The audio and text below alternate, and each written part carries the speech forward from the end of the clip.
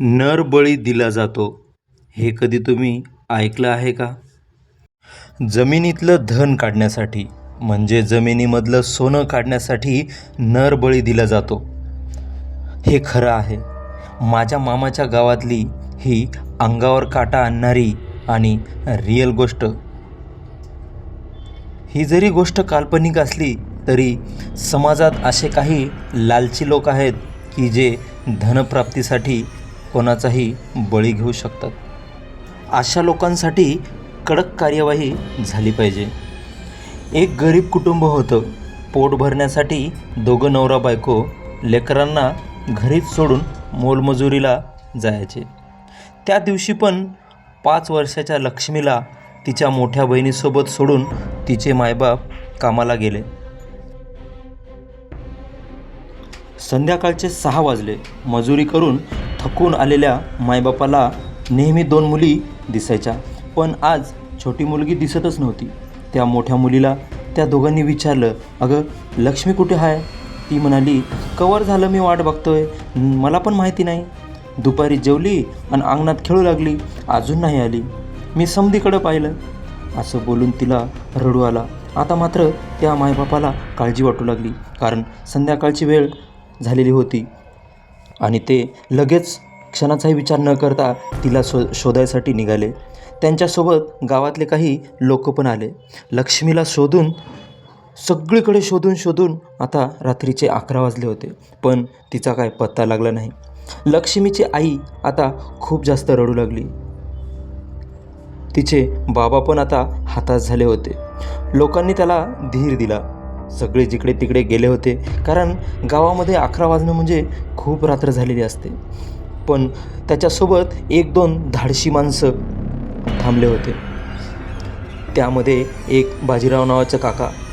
त्याने अंदाज लावला की गावाच्या बाहेर या झोपडीत राहणारा विठू मांत्रिक, खराब वृत्तीचा असलेला हा विठू मांत्रिक, त्याच्या मागे त्याचाच हात असू शकते असं बाजीराव काकांना वाटलं. म्हणून 1-2 माणसं, लक्ष्मीचे आईबाबा हे सगळे त्या झोपडीकडे निघाले. रात्रीची वेळ होती. सगळीकडे किरकिड्यांचा आवाज. त्या झोपडीच्या रस्त्यानं जसं जात होते अंधारामध्ये, तसं एक वेगळ्या प्रकारची हवा लागत होती. म्हणजे एक वेगळंच वारं सुटलं होतं. झोपडीकडे गेले आणि जसाही झोपडीचा दरवाजा उघडला, मध्ये एक दिवा लागलेला होता आणि विठू मांत्रिक अंगावर काळी रग घेऊन बसला होता. गावकऱ्यांनी त्याला लक्ष्मीबद्दल विचारलं, पण तो म्हणाला, "जा इथून, मला काही माहिती नाही."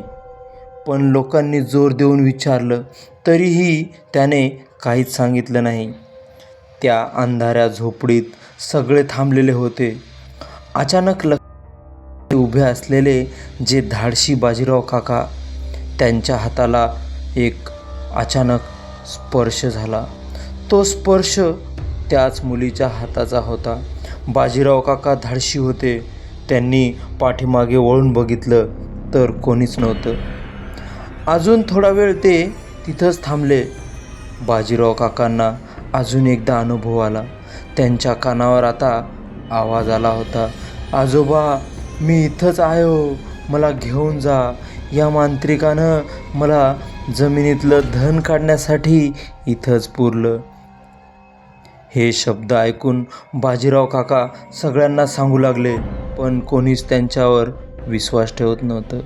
मांत्रिक पण काहीच बोलत नव्हता आणि सगळीकडे शांतता पसरली. पण बाजीराव काकाच्या मनामध्ये याच गोष्टीचं तुफान चालू होतं.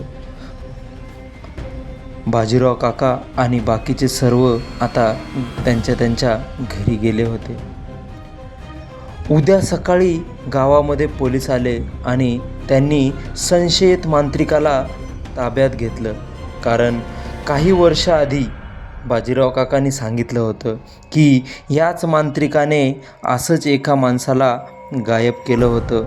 तेव्हा त्याच्याच स्वतःच्या बायकोनी कबुली दिली होती, पण आता त्याची बायको पण या दुनियेत नाही.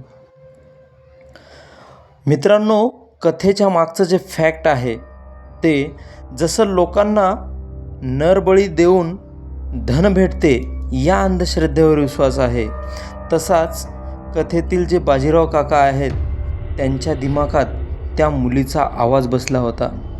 त्यांच्या मेंदूने मांत्रिकाने त्या मुलीसोबत काय केलं असेल त्याचा अंदाज लावला होता.